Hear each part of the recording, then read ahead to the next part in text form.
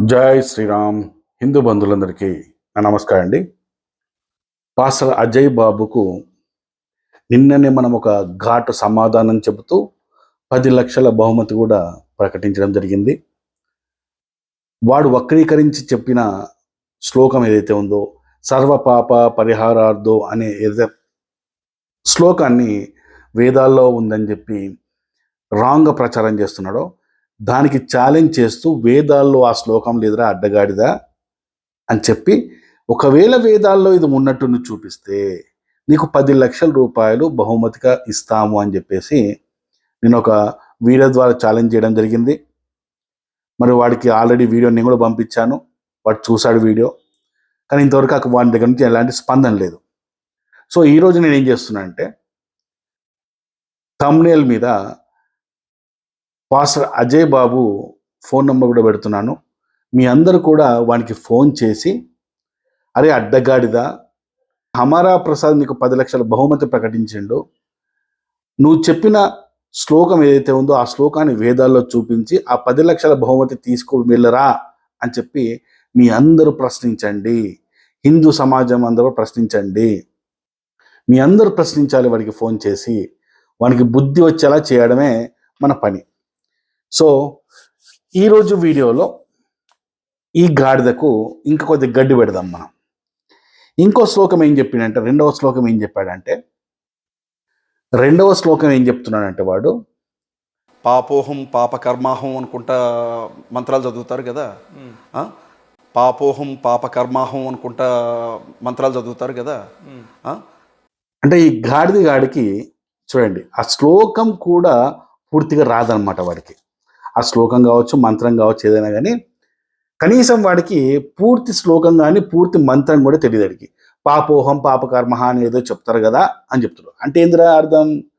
పాపోహం పాపకర్మ పాపాత్మ పాప సంభవ అనేది ఈ శ్లోకాన్ని, ఈ మంత్రాన్ని చెప్పేసి హిందూ సమాజాన్ని తప్పుదోవ పట్టిస్తున్నారు ఈ అడ్డగాడిదలు. ఏం చెప్తారంటే, మేము పాపులం, పాపోహం పాపకర్మహం పాపాత్మ అంటే దీనికి తాత్పర్యం ఏంది అంటే, పాపోహం అంటే నేను పాపిగా ఉన్నాను, పాపకర్మ నేను పాప కర్మాలు చేసిన వాడిని, పాపాత్మ నా ఆత్మ పాపాలతో నిండి ఉంది, పాప సంభవ పాప ఫలాలను అనుభవిస్తున్నాను అనే ఒక అర్థాన్ని చేస్తూ, మీరందరూ పాపులు, మనమందరం పాపులము, మన పాపాల కోసము యేసుక్రీస్తు భూమి మీదకి వచ్చి మనుషుల చేత కుక్కతను దండించుకొని రక్తాలు చెందించుకొని మనం ఉంచిపించుకొని మన కోసం, మన పాపాల కోసం చనిపోయాడని చెప్పేసి ఒక రాంగ్ ట్రాక్లోకి భారతదేశంలో హిందూ సమాజాన్ని తీసుకెళ్తూ మత మార్పులు చేస్తున్న ఈ దరిద్రులు.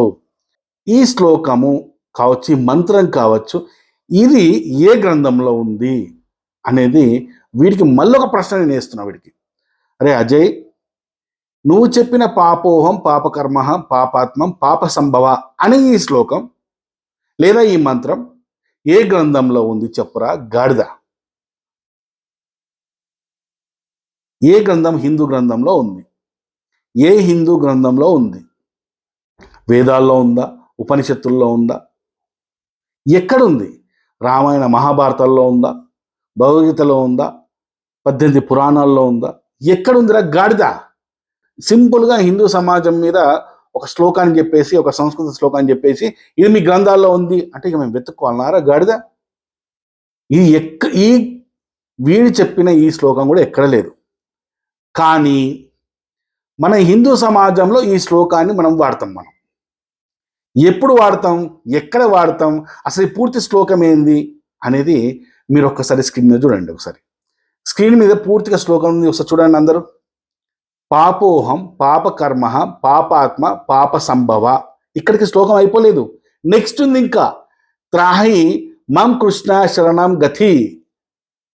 సింపుల్గా ఏమనుందంటే, ఆ కృష్ణుడికి భక్తులు వేడుకుంటున్నారు, మేము పాపులము, మేము పాపాత్ములము, మేము పాపం చేశాము, మమ్మల్ని రక్షించండి అని చెప్పేసి. ఎవరిని వేడుకుంటున్నారు? శ్రీకృష్ణుని వేడుకుంటున్నారు. ఈ గాడిదగాడు పూర్తి శ్లోకం చదివిండా? పూర్తి శ్లోకం చదవడు వీడు.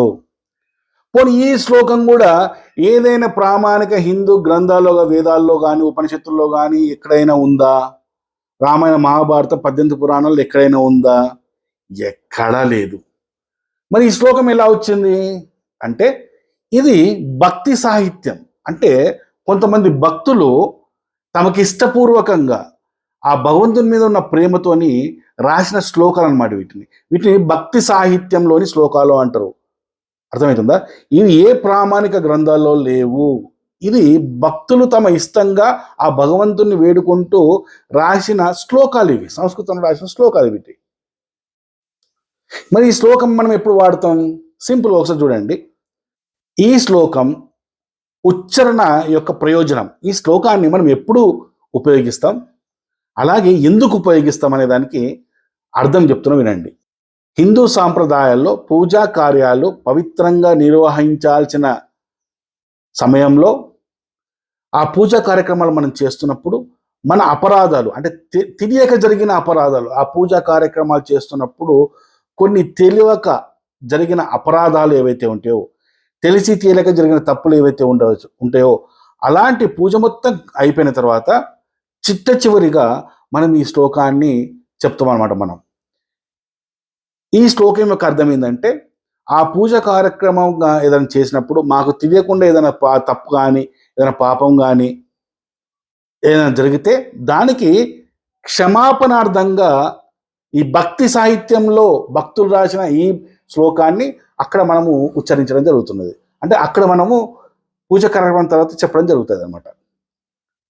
పూజా సమయంలో మంత్రోచ్చరణ లేదా కర్మల్లో ఎక్కడైనా లోపం జరిగినా, ఏదైనా అశుద్ధి కలిగిన దైవానుగ్రహంలో శుద్ధి పొందాలని ఈ శ్లోకాన్ని చెప్పడం సాంప్రదాయం. అంతే తప్పించి ఈ శ్లోకము సనాతన హిందూ గ్రంథాల ప్రామాణిక గ్రంథాల్లో ఎక్కడా లేదు. క్రిస్టియన్ మతంలో పుట్టిన ప్రతి ఒక్కడు పాపే. ప్రతి ఒక్కడు పాపి, నేను పాపి, బోకు పాపిని, పరమ పాపిని, దరిద్ర పాపిని, నిష్ట పాపిని. ఇక పాపులకు వాళ్ళు నానా రకాల అర్థాలు చెప్తారు. క్రిస్టియన్ మతంలో ఉన్న మతంలో ఉన్న ప్రతి ఒక్కడు పాపే.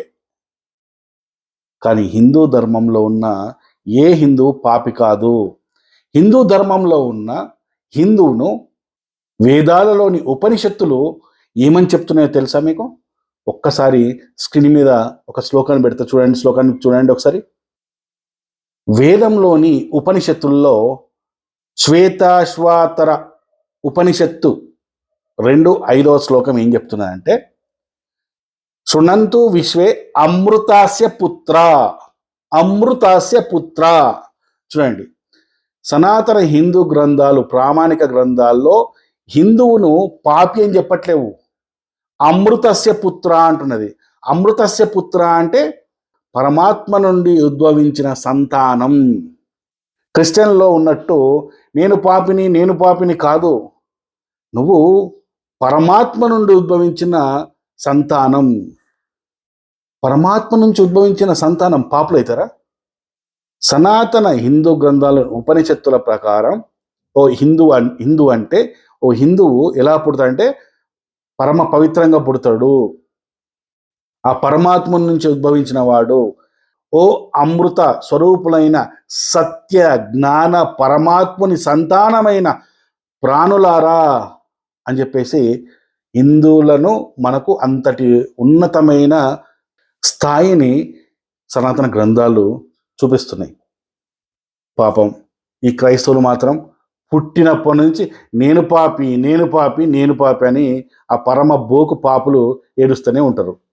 భక్తి సాహిత్యంలోనూ ఉన్న ఈ శ్లోకం పాపోహం పాపకర్మహం పాపాత్మ పాప సంభవ త్రాహి మాం కృష్ణ శరణాగతి అని ఎప్పుడు చెప్తామంటే, మనం ఏదైనా వ్రతాలు కానీ పూజలు కానీ చేసుకున్నప్పుడు మన ప్రమేయం లేకుండా మనకు కలిగే పాపాలు ఈ శ్లోకం చెప్పడం ద్వారా ఉచ్చరించడం ద్వారా మనకు తొలగిపోతాయి. ఇక్కడ పాపాలు 2 రకాలు. మనకు తెలియకుండా జరిగే పాపాలు అంటే ఇప్పుడు నడుచుకుంటూ పోతున్నప్పుడు ఒక చీమ చనిపోతుంది, అంటే మనకు తెలియకుండానే కొన్ని పాపాలు చేస్తుంటాం మనం. ఆ పాపాలు ఏవైతే ఉన్నాయో ఈ శ్లోకం ద్వారా ఆ పాపాలు నివృత్తి అవుతాయి. తెలిసి చేసిన పాపాలకు ఖచ్చితంగా మనం ఆ శిక్షను అనుభవించాల్సిందే అని హిందూ గ్రంథాలు చెప్తున్నాయి. దీని గురించి నెక్స్ట్ వీడియోలో మీకు ఇంకా కొద్దిగా ఎక్స్ప్లెయిన్ చేస్తాను నేను. అరే అడ్డగాడిదా, హిందూ గ్రంథాల్లోని శ్లోకాలను అర్థం చేసుకోవాలంటే అందులో చాలా తత్వం ఉంటుంది. ఆ తత్వాన్ని నువ్వు అర్థం చేసుకోలేని లేకపోయినప్పుడు నీకు అన్నీ ఇలాగే దరిద్రాలు కనబడతాయి. నువ్వు ఆ శ్లోకం కూడా పూర్తి చెప్పలేదు.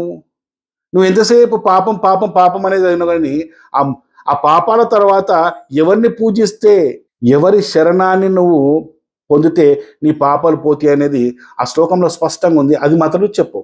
ఇక చివరిగా మీకు ఇంకొక మాట చెప్తుందంటే, స్వామి వివేకానందుల వారు మనందరికీ తెలిసిన విషయమే. స్వామి వివేకానంద 1893 షికాగో పార్లమెంట్లో ఆయన ప్రసంగించిన విషయము మనందరికీ తెలుసు. ఆ ప్రసంగించడానికి పోయినప్పుడు అక్కడ ఆయన ముందర కూర్చున్న వాళ్ళందరూ ఎవరు? అంత పాపులే, అంత క్రిస్టియన్స్ కదా, అంత పాపులే అనమాట. వాళ్ళు ఎంతసేపు పాపులు పాపులు అనుకుంటారు కదా. ఆయనకు తెలుసు, వివేకానంద వారికి తెలుసు కాబట్టి ఆయన ఏమంటాడంటే ఒక మాట అంటాడు అక్కడ. ఆయన స్పీచ్ మొదలుపెట్టే ముందు ఒక పదాన్ని వాడతాడు ఆయన. ఆ పదమే ఉపనిషత్తుల్లోని ఇప్పుడు ఇంతకుముందు చెప్పిన కదా, ఈ మంత్రాన్ని ఆయన అక్కడ ఉచ్చరిస్తాడు ఆయన ప్రసంగానికి ముందు. ఏమని చెప్తాడు తెలుసా? ఓ చిల్డ్రన్ ఆఫ్ ఇమ్మోర్టల్ బ్లెస్ అని చెప్తాడు. దాని అర్థం ఏంటంటే అమృత స్వరూపులైన వారలారా అని పిలుస్తాడు అనమాట. అరే ఎదవల్లారా, మీరు పాపులు కాదు, మిమ్మల్ని మిమ్మల్ని మీ జన్మకు మీ పుట్టుకకు కారణం, మిమ్మల్ని మనిషిలాగా ఈ భూమికి తీసుకొచ్చింది ఆ శ్రీకృష్ణ పరమాత్ముడు. మనమంతా హిందువులము, తర్వాత మీరు మతం మారిన ఎదవలు మీరు. కాబట్టి మీరు పాపులు కాదు, అమృత స్వరూపులైన జన్మనెత్తిన మీరు అని చెప్పేసి ఆయన తన ప్రసంగంలో మొట్టమొదటిగా మాట్లాడుతున్న మాట ఇదే ఉంటుంది. ఒక్కసారి వివేకానంద గారి షికాగో పార్లమెంట్ ఆయన ప్రసంగానికి ముందు ఆయన ఏ శ్లోకాన్ని చెప్పిండో ఒకసారి మీరు చూస్తే మీకు అర్థమవుతుంది. అరే అజయ్, అవి చూడరా, అరే ఏదన్నా చెప్పేటప్పుడు కొద్ది రీసెర్చ్ చేసుకోరా, కొద్ది రీసెర్చ్ చెయ్యి, కొద్ది ఇన్ఫర్మేషన్ తీసుకో.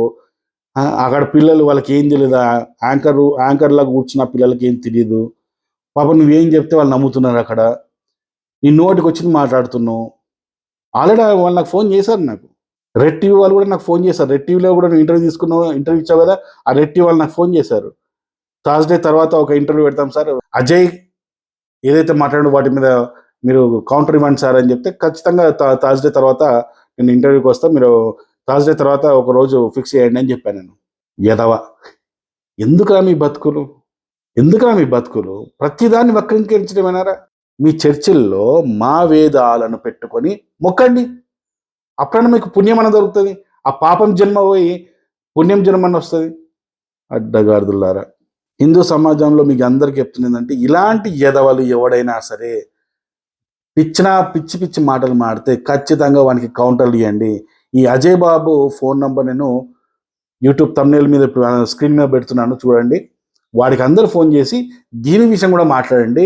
అలాగే నిన్న నేను చెప్పిన 10 లక్షల రూపాయల బహుమతిని కూడా వాడికి తెలియజేయండి, వాడిని ప్రశ్నించండి, అడగండి. వాడితో మాట్లాడిన వాయిస్ కాల్స్ నా వాట్సాప్ నంబర్కి పంపించండి. నా నంబర్ కింద మీకు ఆల్రెడీ అందరికి తెలుసు, 9177771148. ఈ నంబర్కి మీ అందరు నాకు వాట్సాప్ కాల్స్ పంపండి. అవన్నీ కూడా నేను యూట్యూబ్లో పెడతాను. Thank you. జై శ్రీరామ్.